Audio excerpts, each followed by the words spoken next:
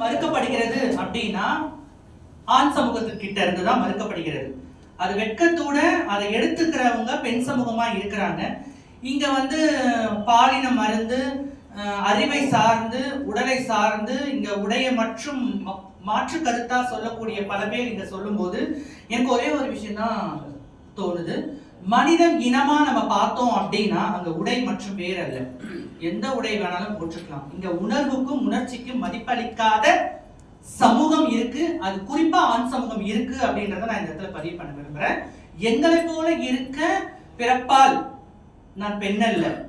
இந்த பெண்மையின் வழி தந்த சாமிக்கு நன்றின்னு சொல்லி எங்களுடைய வாழ்க்கை ஆண் கரு முட்டையா பெண் கரு முட்டையா அப்படின்ற ஆராய்ச்சி இல்லாம ஒரு ஆண் குழந்தை மகனா பிறந்து இன்னைக்கு மூன்றாம் பாலினமா இந்த சமூகத்துல உங்களை மாதிரி இருக்கிற சமூகத்துக்கிட்ட வெக்கப்பட்டு அசிங்கப்பட்டு காரை துப்பி கடைநடை ஓரத்துல இருந்து இன்னைக்கு நிறைய பேர் வந்திருக்கிறாங்கன்னா அதுக்கு பின்னாடி பயங்கரமான வலியும் வேதனையும் இருக்கு. அது தந்தது இந்த ஆண் சமூகம் தான்.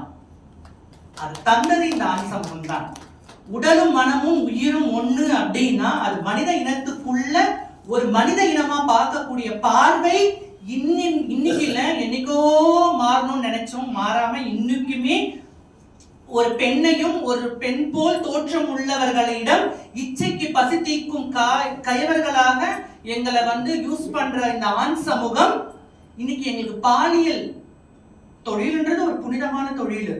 நம்மளுடைய தமிழ்நாட்டுல திருச்சியில விராலிமலையில இன்னுமே இந்த தொழில் நடந்துட்டு இருக்கு. கர்நாடகத்துல இன்னுமே ஒரு அதாவது தேவர்களுக்கு அடியாள் அப்படின்னா தேவடியா அப்படின்னு ஈஸியா சொல்லிடுறாங்க. அது கொச்சை வார்த்தையா சொல்லிடுறாங்க. ஆனா தேவர்களுக்கு அடியாளராக பணிபுரிந்த நபர்களுடைய வீட்டு காலடி மண்ணை எடுத்து அதுல துர்க்கை அம்மனை பிடிச்சி இன்னைக்கு 10 நாள் திருவிழாவை நம்ம இந்தியாவில் கொண்டாடுறாங்க. ஆனா எங்களுக்கான ஒரு தோற்றத்தை இங்க கொடுக்கும் போது இந்த ஆண் சமூகம் எங்களை இச்சைக்கு பசி தின்ற கயவர்களாக மாற்றி விட்டார்கள். அதனால் நாங்கள் இன்னைக்கு பாலியல் தொழிலாளியாக மாறி நிற்கிறோம். அது வெறும் வயிற்று புழப்புக்காக. அதுவும் தந்தது இந்த ஆண் சமூகம் தான். இவ்வளவு பேசுறோம் நாம. பெண்ணுரிமை மீட்கும் தேவையான்ட்டு நான் 2 தடவை அதிகமாக எடுத்துக்கிறேன். அதுக்கப்புறம் நான் குறுக்கிட மாட்டேன். பெண்ணுரிமை மீட்பும் தேவைமான்ட்டு இந்த இடத்துல 10 வருஷத்துக்கு முன்னாடி நடந்த இதே தமிழ்நாட்டுல பாலியல் தொழில சீண்டப்பட்ட பெண்களுக்கான உரிமைகள் நம்ம முறைப்படி அந்த குறித்த நேரத்தில் நம்ம ஆதரவு தெரிவிச்சு பண்ணோமானா அது ஒரு பெரிய கொஸ்டின் மார்க். நிர்பயா வழக்கு இன்னைக்கு நிர்பயா ஆர்கனைசேஷன்ஸ் இந்தியா முழுக்க இருந்தாலுமே வெட்கக்கேடா இருக்கு. அதுல வேலை பண்றவங்களும் சரி குறையும் நிறையும் யாரும் சொல்வதற்கான இல்லை. ஏன்னா அப்படி ஒரு நிறுவனம் இருந்தும் கூட இன்னுமே பாலியல் சீண்டல்கள் நிறைய இடத்துல நடந்துருக்கு.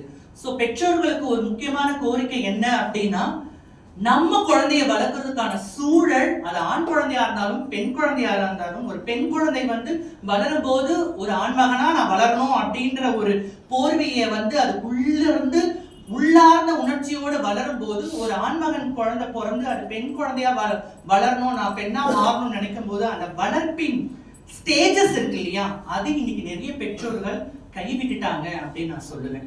20 வருஷத்துக்கு முன்னாடி கிராமப்புறங்கள்ல இருந்து நிறைய பெண்கள் எப்படி வளர்ந்தாங்க, எப்போ நம்மளுக்கு அந்த சப்போர்ட்டிவ் சூப்பர்வைஷன்ஸ் ஒண்ணு இருக்கும் இல்லையா கிராமப்புறங்கள்ல. இன்னைக்கு நிறைய கிராமப்புறங்கள்ல அது வளர்ந்துச்சுன்னா அப்படின்னா இல்லை.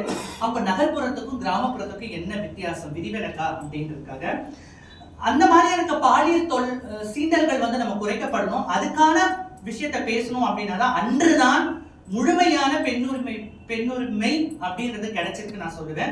இன்னுமே நிறைய கவர்மெண்டா இருந்தாலும் நான் கவர்மெண்டா இருந்தாலும் எந்த மாதிரியான பணி செய்யற பணி இடத்துல இருந்தாலும் சரி, ஒரு பெண் கட்டிருக்கிற புடவையை பார்த்து அவனுடைய ஆப்போசிட் ஜெண்டர் வசீகரப்படுத்துவதற்கான சூழல் இருக்குது. காரணம் அவளுடைய உடை அல்ல, அவளுடைய உடை அல்ல, கடவுள் கொடுத்த அவளின் தோற்றம்.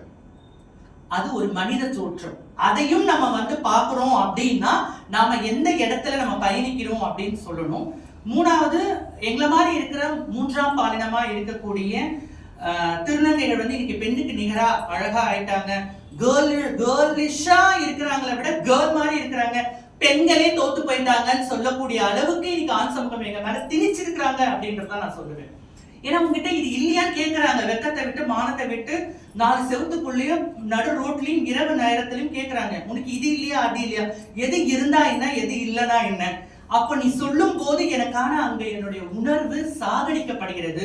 அதனால நான் வந்து என்னுடைய உடல் தோற்றத்தை முழுமையா நின்னாதான் இந்த சமூகம் என்னை ஏற்கக்கூடிய சூழலை நான் உருவாக்குறதுக்கு இந்த சமூகம் என்னை வந்து தள்ளி விடுது. காரணம், நான் நானாக இருக்க விரும்புகிறேன். நான் ஓப்பனா சொல்றேன், நான் ஒரு சமூக ஆர்வலர், நான் எழுத்தாளர், நான் சாதிக்க பிறந்தவர்களின் சமூக அமைப்புன்னு சொல்லி கடந்த 12 வருடங்களாக சென்னை தமிழ்நாடு ஃபுல்லா வேலை பார்த்துருக்கேன். ஆனா நிறைய இடத்துல என்னுடைய வாய்ஸும் எனக்கான தேவைகளும் மறுக்கப்பட்டிருக்கு இந்த ஆண் சமூகத்துல. குறிப்பா ஏன்னா நம்ம மீட் பண்றவங்க எல்லாருமே வந்து யாரா இருக்கிறாங்கன்னா பிரியாரிட்டைசேஷன்ஸ் அந்த டேபிள்ல ஹாயா பாயா கூலா உட்காந்துருக்கிறீங்க யாருன்னா ஆண் சமூகம் தானே. அதுக்கப்புறம் தானே அடுத்தடுத்த நம்மளை வந்து மீட் பண்ணும்போது குறை என்பது எல்லோரிடமும் இருக்கு. ஏன்னா இது எல்லாருமே மனித இனம்.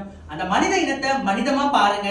பெண்ணுரிமைக்கான மீட்புகள் இன்னும் நிறைய கரை எடுக்கணும். எடுத்தால் அதுக்கான வழிகள் நம்ம கையிலே இருக்கு. அந்த ஒற்றுமை கிடையாது. இப்ப இருக்கிற ஜெனரேஷன் இருக்கிற மக்கள் கிட்ட இந்த ஒற்றுமையே கிடையாது. எல்லாரும் சொல்லிக்கலாம், ஒரு சமூகத்துல எதனா பிரச்சனை வந்ததுன்னா எல்லாரும் வாங்கட்டு. இன்னைக்கு சோசியல் மீடியால ஒரு நாள் 2 நாள் அந்த பத்தின வாத விவாதங்களோ சோசியல் மீடியால போஸ்டோட தெரியும். மறுநாள் யாருடா அப்படின்னு கேட்கக்கூடிய சூழலை நம்ம உருவாக்கிட்டோம். இன்னைக்கு அடுத்த வீட்டுல எது நடக்கும் அதை எப்ப நம்ம பார்க்கலான்ற நிலைமைக்கு வந்துட்டோம். சோ அதுக்கெல்லாம் தீர்வா நம்மளுடைய எண்ணங்களை எப்படி விதைக்கிறோமோ அந்த விதை தான் நம்மளுடைய வாழ்க்கைக்கு ஒரு சிறப்பா இருக்கும் நான் நினைக்கிறேன். ரொம்ப நன்றி. மகளிர் தினம் அப்படின்றது எனக்கு காலையில இருந்து பேசவே முடியல. ஏன் அப்படின்னா 2-3 மீட்டிங்கு. மகளிர் தினத்தை கொண்டாடுறாங்க. இப்போ ஒரு சைல்டு அபியூஸ் நடந்திருக்கு, காதல்னால ஆவண கொலை பண்றாங்க. இதே ஒரு சின்ன விஷயத்தை சொல்லி முடிச்சிடுறேன். திருநங்கைகளும் குழந்தை கடத்தல ஈடுபடுறாங்க அப்படின்னு ஊடகங்கள் வாயிலா வந்திருந்தது. தோற்றத்துல திருநங்கையும் கூட அடையாளம் தெரியாம இந்த சமூக மக்கள் நம்ம சென்னையில நடந்திருக்கு 2 வீக்ஸ் பேக். ஒரு ஐடி கம்பெனில வேலை செய்யற திருநங்கையை பிடிச்சி பலார் விட்டு கட்டை எடுத்து மண்டையை உடைச்சி இவங்கள மாதிரி இருக்கிறாங்க அப்படின்னு சொல்லி ஒரு மாயை கிரியேட் பண்ணி அவங்க கருணை கொலை செய்யணும், ஆவண கொலை செய்யணும், அவங்களோட ரோட்ல நிக்க வச்சு சுடணும்னு சொல்ற உங்க சமூகம் எவனோ ஒருத்தன் 8 வயசு குழந்தைய பாலியல் சீண்டல் பண்ணி கோணில கட்டி போட்டவனை உங்களால எதுவுமே பண்ண முடியல.